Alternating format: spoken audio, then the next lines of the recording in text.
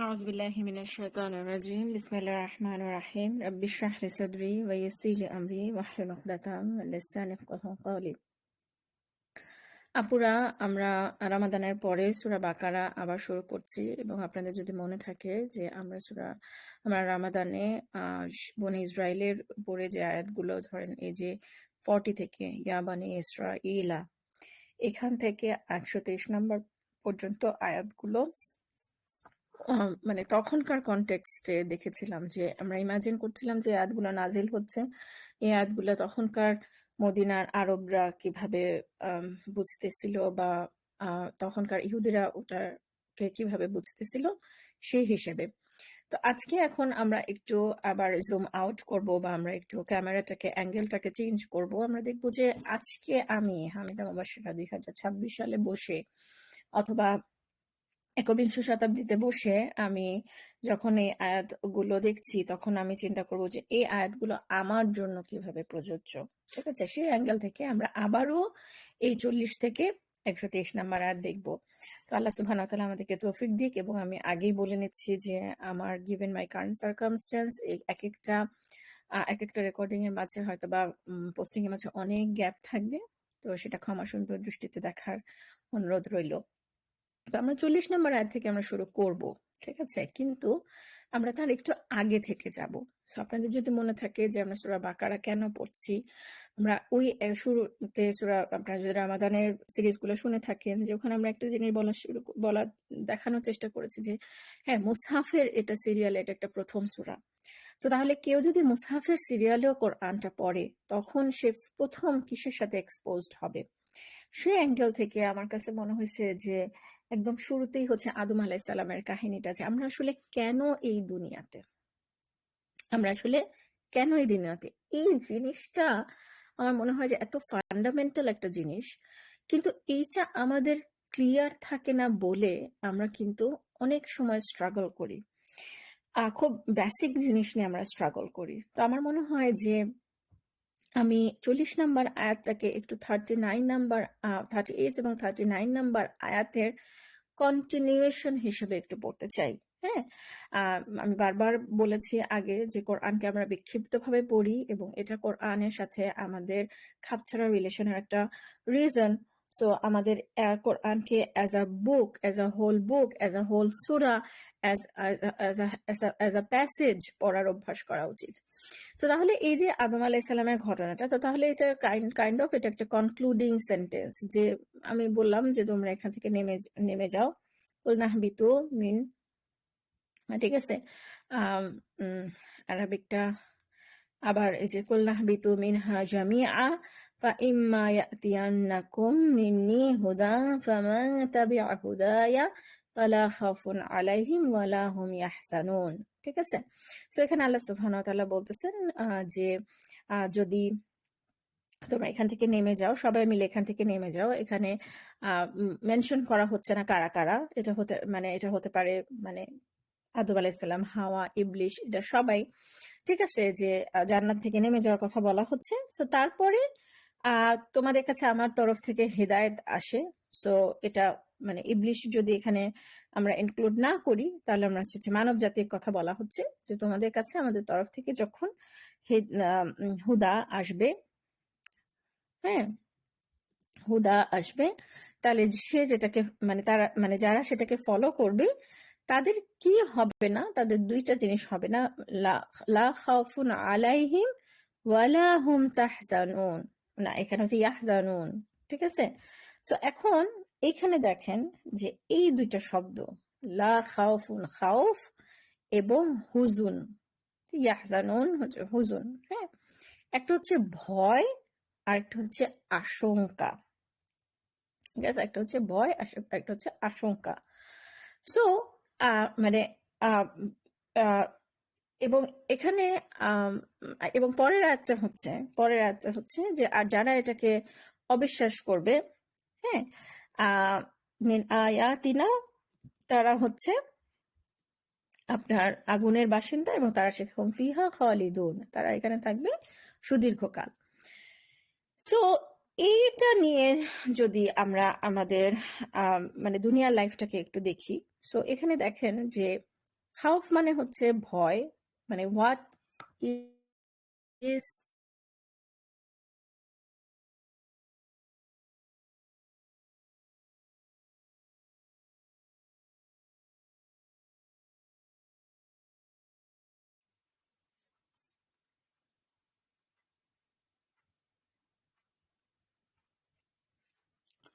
আচ্ছা আপুরা, আমার একটু টেকনিক্যাল প্রবলেম হয়েছিল, সো আশা করছি যে এখন আপনারা আবার শুনতে পাচ্ছেন।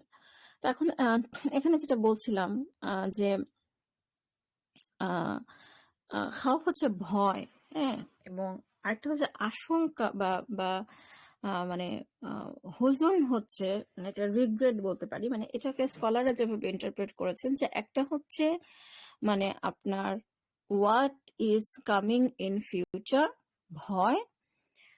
আরেকটা হচ্ছে যে যা মানে যা অতীতে ঘটে গেছে বা গ্রিফ, ঠিক আছে? একটা হচ্ছে ফেয়ার, আর একটা হচ্ছে গ্রিফ বা মর্নিং। হ্যাঁ, মানে মর্নিং যে মানে আমার ধরেন মন খারাপ, আফসোস হওয়া, ঠিক আছে? এভাবে মানে আমরা যদি আমাদের লাইফের ইমোশনটাকে ব্রডলি দুই ভাগে ভাগ করি, তাহলে আমরা দেখবো যে হয় আমরা আমাদের ফিউচার নিয়ে মানে ফিউচার নিয়ে ওয়ারিড, অথবা আমরা লাইফটা এত মানে পাস্টে যা হয়েছে সেটা নিয়ে আমরা আপসেট, ঠিক আছে? আমাদের মানে দ্য ওয়ে থিংস হ্যাপেন আমাদের ভালো লাগে না বা আমাদের মেজাজটা গরম, ঠিক আছে? আহ আরেকটা ইন্টারপ্রিটেশন যেটা, সেটা হচ্ছে যে একজন বিলিভারকে বলা হচ্ছে যে সামনে যেটা আসবে মানে হচ্ছে পরকালে, পরকালে যেটা মানে আমার কি হবে, আমার পরকাল, সেটা নিয়ে লা খাউফুন। আরেকটা হচ্ছে ইয়াহজানুন, লা ইয়াহজানুন, সেটা লা খাউফুন আলাইহিম ওয়ালা হুম ইয়াহজানুন। ইয়াহজানুনটা হচ্ছে যে what I am living behind, সেটা নিয়ে যে একটা টেনশন। এটা হচ্ছে আমার সামনে যেটা আসছে পরকাল, মানে মৃত্যুর সময়ে একজন বিলিভারের মাথায় কি আসে যে সামনে আমার ভয় লাগতেছে, আর একটা হচ্ছে আমার ফ্যামিলিকে আমি পিছনে যে রেখে যাচ্ছি সেটা। তো একজন বিলিভারকে এটা নিয়ে সামনেরটা নিয়েও চিন্তা করতে হবে না, যে হচ্ছে আল্লাহ সুবহানাহু ওয়া তাআলার হুদা গাইডেন্স ফলো করেছে, তাকে এটা নিয়েও চিন্তা করতে হবে না, আর পিছনে তার ফ্যামিলিও will be taken care of. হ্যাঁ, এই দুইটা ইন্টারপ্রিটেশনই আমার কাছে খুবই প্রোফাউন্ড এবং খুবই ভালো লাগে। তো এখানে আমি একটা জিনিস বলতেছি যে আমি আমি কিন্তু মেইনলি মানে আমি নোমান আলী খানের যেই তাফসির, আগেকার তাফসির যেগুলা, সেগুলো দ্বারা আমি অনেক বেশি প্রভাবিত হই। মানে স্পেশালি আমাদের সময়ে একটা জিনিসকে কনটেক্সটের ওই ভাষায় প্রকাশ করার ব্যাপারে আমি নোমান আলী খানের নোমান আলী খানের স্টাইলটা আমার কাছে খুব ভালো লাগে। তো নোমান আলী খানের যে সূরা বাকারার রিসোর্স বায়ানা টিভি, আমি আপনাদেরকে এটা ডেসক্রিপশন বক্সে সেটা লিংক দিয়ে দিব। তো সেখানে উনি একটা চমৎকার কথা বলছেন যে মানুষ যতই মানে সভ্যতার পিকে যাক, যতই হচ্ছে টেকনোলজিক্যালি অ্যাডভান্সড হোক, যতই হোক মই কি হনুরে টাইপের, আমার তো এখন আল্লাহকে দরকার নেই, দেখা যায় যে মানে মানে সে যতই মানে দুনিয়াবি দিকে যতই অ্যাডভান্সড হোক না কেন, সাইকোলজিক্যালি তাকে ঠিকই মানে রিভিলেশনের কাছে ফিরে আসতে হবে, মানে যেটা শান্তির কথা যেটা বলা হয়, যে no matter how much material success we have, শান্তি বা ইমোশনাল রিলিফের জন্য আমাদেরকে এই মানে আল্লাহর যে হুদা বা গাইডেন্স সেটার কাছে আসতে হবে। তো এটা উনি বলছিলেন যে মানে অনেক উন্নত বিশ্ব যারা খুবই মানে স্পেশালি জাপানের এক্সাম্পলটা দেওয়া হয় যে তারা হচ্ছে মানে তাদের সুইসাইড রেট অনেক high, because they can't manage their emotion without believing in আল্লাহ সুবহানাহু ওয়া তাআলা or in a structured religion or something like that. হ্যাঁ, তো এই জিনিসটাও আমার কাছে খুব ভালো লাগছে।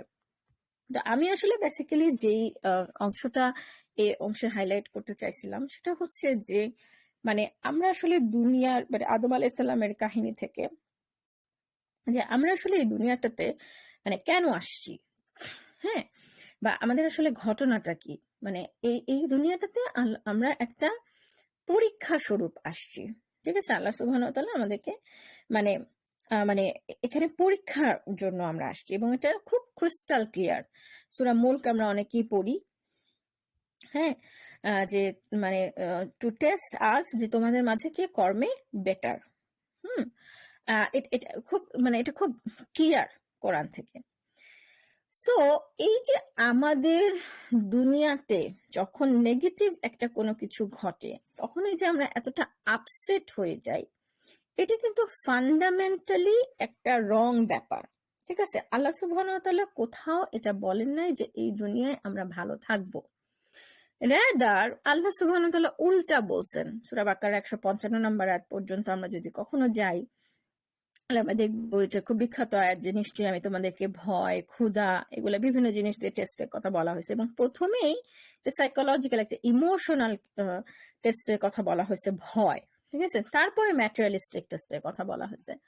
সো এখন মানে এই তারপরে আমরা যে সূরা বালাদ পড়ি, ওয়ালাকাদ কি এখন আমার মুখে আরবিটা আসতেছে না, সূরা বালাদের 4 নাম্বার আয়াত, যেটা যে নিশ্চয়ই আমি মানুষকে শ্রম নির্ভর করে সৃষ্টি করেছে, আর নিশ্চয়ই ফি কাবাদ।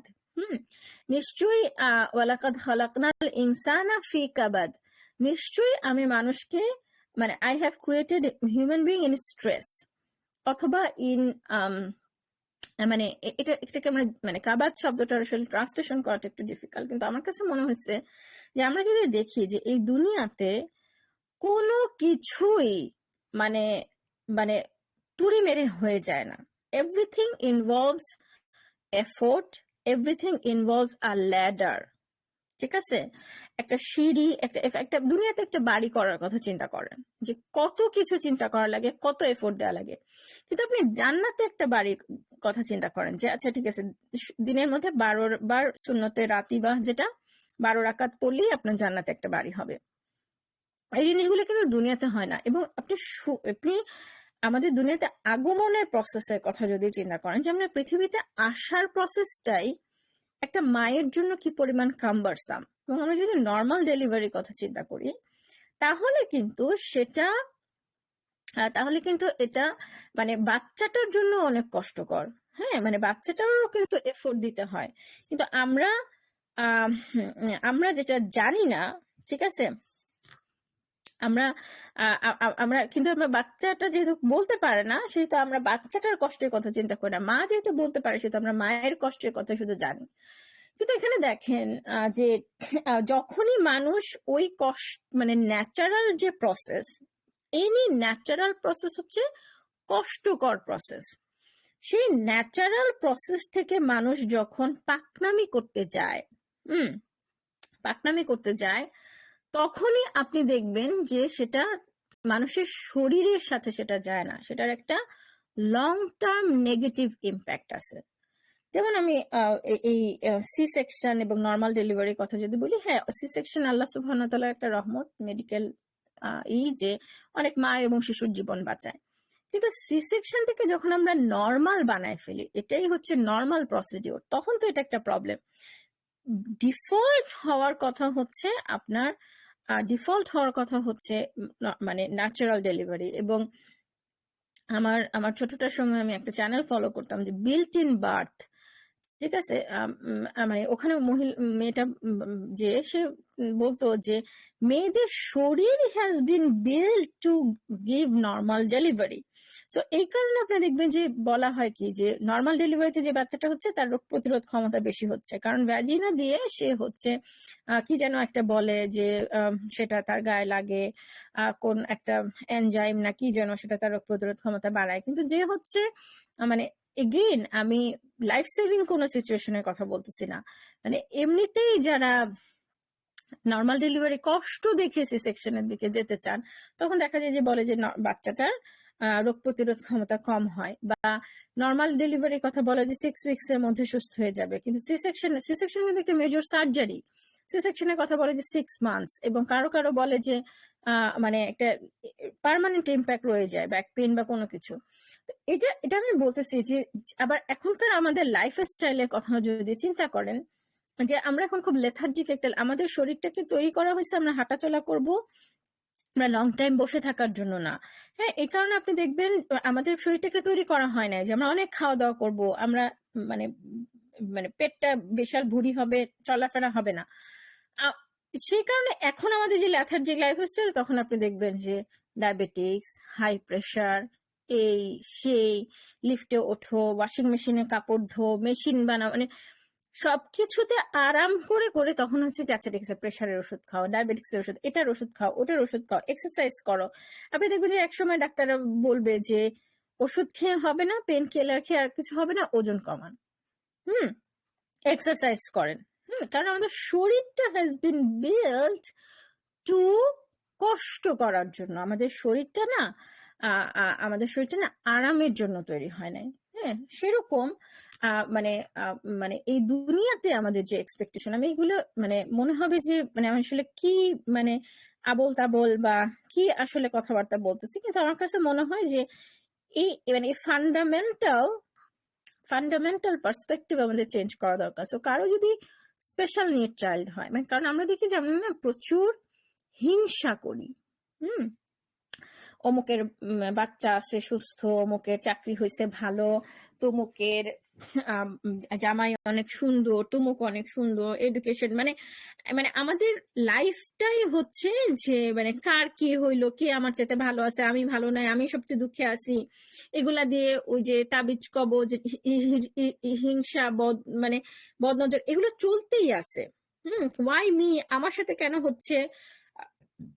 মানে এই জন্য আমি চিন্তা করতেছিলাম যে আমরা যদি আদম আলাইসাল্লামের এই কাহিনীটা, ঠিক আছে, আদম আলাইসাল্লামের এই কাহিনীটা, এবং আমাদেরকে আল্লাহর কাছেই ফিরে যেতে হবে, আমরা এখানে টেম্পোরারিলি আসছি, এইভাবে যদি আমরা একটু চিন্তা করতে পারতাম, এবং আমার কাছে মনে হয় যে আমরা যদি পুরো পৃথিবীর লাইফটাকে একটু জুম আউট করতে পারতাম, তাহলে আমার কাছে মনে হয় যে মানে আমাদের জন্য লাইফটা, মানে আমাদের যে লা খাউফুন ওয়ালা হুম ইয়াহজানুন, মানে আমাদের ইমোশন গুলাকে আমরা আরো বেশি ম্যানেজ করতে পারতাম। তো সেটা আমি বলি যে ধরেন আমরা যদি কেউ 3-4 দিনের জন্য একটা হোটেলে থাকি, এবং সেই হোটেলটা যদি পিকচার পারফেক্ট হয়, তখন কিন্তু আমাদের সেই হোটেলটা ছেড়ে যেতে অনেক কষ্ট লাগবে। তখন আমাদের মনে হবে এই হোটেলটা এরকম পিকচার পারফেক্ট কেন। কিন্তু হোটেলটাতে যদি একটু আধটু প্রবলেম থাকে, আছে একটু পানির সমস্যা, আছে একটু বিছানার সমস্যা, আচ্ছা ঠিক আছে, তখন কিন্তু আমাদের মনে হবে যে আচ্ছা ঠিক আছে, 3-4টা দিন পার করে নি, মানে এইটুকু প্রবলেম নিয়ে পার করে নি। কিন্তু যদি মানে একেবারে বসবাসের অনুপযুক্ত হয়, তখন কিন্তু আমাদের মানে একদম ওই 3-4টা দিন কাটানো কষ্ট হয়ে যায়। তো সেই জন্য আসলে দুনিয়ার যে টেম্পোরারি আমাদের যে অবস্থান, সেই অবস্থানে আল্লাহ সুবহানাহু ওয়া তাআলা আমাদেরকে কিছু সময় ভালো রাখেন, কিছু সময় একটু টেস্টের মধ্য দিয়ে রাখেন, এবং ইন্না মাআল উসরি ইউসর, যখন টেস্টের মধ্য দিয়ে রাখেন, তখন সেই টেস্টটা আবার হয়। হুম, তখন সেই টেস্টটা আবার আহ, আম, তখন সেই টেস্টটা আবার আম, কি বলে, তখন সেই টেস্টটা আবার করা, তখন সেই টেস্ট আবার তখন সেই টেস্টটা আবার এনডিওর করার মতন সিচুয়েশনও আল্লাহ সুবহানাহু ওয়া তাআলা দিয়ে দেন। ঠিক আছে, তো এইভাবেই মানে এই জন্য মানে সন্ততি, সুস্থ বাচ্চা, এগুলাকে কি বলা হয়েছে? এগুলাকে বলা হয়েছে দুনিয়ার সৌন্দর্য। তো জিনাতাল হায়াতি দুনিয়া, মানে ভালো থাকা, খাওয়া, পড়া, এগুলোকে সৌন্দর্য। এগুলোকে যদি আমরা আমাদের লাইফের অবজেক্টিভ বানায় ফেলি, তাহলে definitely there will be খাউফ and there will be হুজুন। হ্যাঁ, সো এই মানে মানে এই জিনিসটা মানে আমি আমার নিজের জন্য একটা রিমাইন্ডার যে আমার হচ্ছে ধৈর্য খুবই কম। আমি দুনিয়ার খুব ছোট ছোট ডিসকমফোর্ট, পরীক্ষা, এগুলোতে আমি হচ্ছে অস্থির হয়ে যাই। সো আমার জন্য সারাক্ষণই, হ্যাঁ এই দুনিয়ার জীবনে তো পরীক্ষা থাকবে, এটা তো কোনো ব্যাপার না। এই মানে আমাকে সারাক্ষণই এই রিমাইন্ডার গুলো অনেক হেল্প করে। এবং আমার কাছে মনে হয় যে আমার শ্রোতারা যেটা এখন শুনতেছেন, আমার কাছে মনে হয় যে লাইফের ব্যাপারে এই ওভারঅল পার্সপেক্টিভটা যেটা আমরা এই সূরা বাকারা থেকে পাই, বা এই আয়াত দুটো থেকে পাই। এবং আরেকটা জিনিস আমি একটু বলে এই পর্বটা শেষ করতে চাই, সেটা হচ্ছে যে আমাদেরকে ভুলে গেলে চলবে না যে আপনার মানে ভালো থাকাটাও একটা পরীক্ষা। হ্যাঁ, ভালো থাকাটাও একটা পরীক্ষা, যেটা একদম স্পেসিফিক্যালি আমি যদি আপনাদেরকে দেখাই যে সূরা ফাজরে আল্লাহ সুবহানাহু ওয়া তাআলা একই শব্দ ব্যবহার করেছেন, ঠিক আছে? যে ফাআম্মাল ইনসানু ইযা মাবতালাহু, সূরা ফজর, ফাআম্মাল ইনসানু ইযা মাবতালাহু রাব্বুহু ফাআকরামাহু ওয়া না'আমাহু ফায়াকুলু রাব্বি আকরামান। যখন সম্মানিত করা হয়, মাবতালাহু পরীক্ষা, যখন রিজিক সংকুচিত করা হয়, আল্লাহ সুবহানাহু ওয়া তাআলা is using the same word, ওয়া আম্মা ইযা মাবতালাহু ফাকাদারা আলাইহি রিজকাহু। ঠিক আছে? সো আমাদেরকে এই জিনিসটা মাথায় রাখা উচিত যে ভালো সময় যেমন পরীক্ষা, আল্লাহ সুবহানাহু ওয়া তাআলা বলছেন যে তাকে পরীক্ষা করেন, সম্মান দেন এবং না আমাহু নিয়ামত দেওয়ার মাধ্যমে। আবার ফাকাদারা আলাইহি রিজকাহু, আবার রিজিক হচ্ছে সংকুচিত করার মাধ্যমে বা মেপে ঝুঁকে দেওয়ার মাধ্যমেও পরীক্ষা করেন। সো দুটোই পরীক্ষা। সো আমার কাছে মনে হয় যে আমাদের যদি আমরা একটা কোরআন ভিত্তিক, আমরা যদি একটা সোসাইটি, অথবা বলতে পারি যে একটা যদি আমরা আমরা একটা মানে কম্প্যানিয়নশিপ আমরা যদি করতে পারতাম, তাহলে হচ্ছে যে আচ্ছা ঠিক আছে, এখন তুমি কি দিয়ে পরীক্ষা দিচ্ছ? আচ্ছা আমি টাকা পয়সা নিয়ে পরীক্ষা দিচ্ছি। আরেকজন কি নিয়ে পরীক্ষা দিচ্ছে? স্পেশাল নিডের বাচ্চা নিয়ে পরীক্ষা দিচ্ছে। আরেকজন কি নিয়ে পরীক্ষা দিচ্ছে? হাজবেন্ডের সাথে ডিভোর্সের বা হাজবেন্ডের সাথে খুবই টার্মোইল পূর্ণ রিলেশনশিপ নিয়ে পরীক্ষা নিচ্ছে। আরেকজন কি অসুস্থ, এটা নিয়ে পরীক্ষা নিচ্ছে। তুমি কি পরীক্ষা দিচ্ছ? তুমি কি নিয়ে পরীক্ষা দিচ্ছ? আচ্ছা আমি এখন আল্লাহর প্রতি আমি কতটুকু কৃতজ্ঞ থাকি সেটা নিয়ে পরীক্ষা দিচ্ছি। মূল কথা হচ্ছে যে আমরা এক একজন এক একটা কোশ্চেন পেপারে পরীক্ষা দিচ্ছি, কিন্তু সবাই পরীক্ষা দিচ্ছি। এইভাবে যদি আমরা চিন্তা করতে পারতাম, তাহলে কিন্তু আমরা একজন আরেকজনকে ছোট করতাম না। মনে করেন যে ধরেন কারো বাচ্চা হয় না, কারো হচ্ছে সবগুলা মেয়ে, কারো হচ্ছে ছেলে, কারো হচ্ছে মিসক্যারেজ।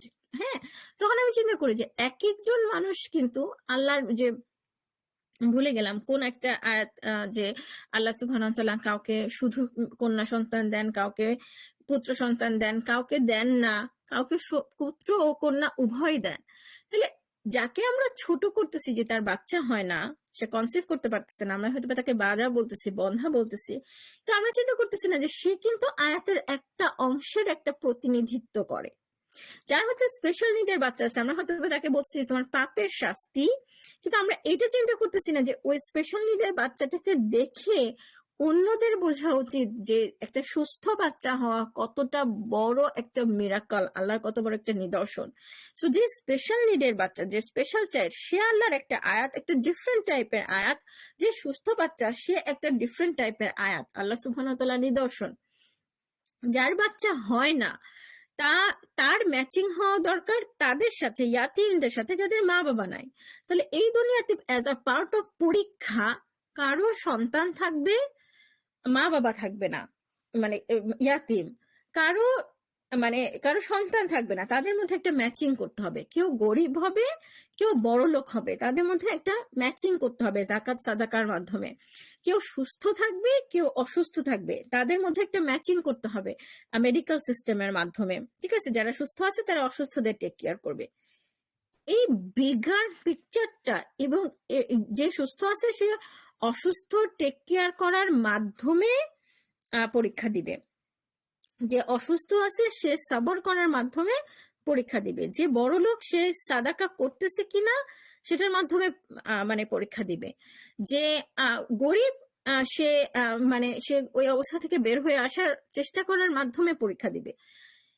এই বিগার পিকচারটা আমরা দুনিয়াতে একটা পরীক্ষার হলে আসি, we are giving exam in different question papers।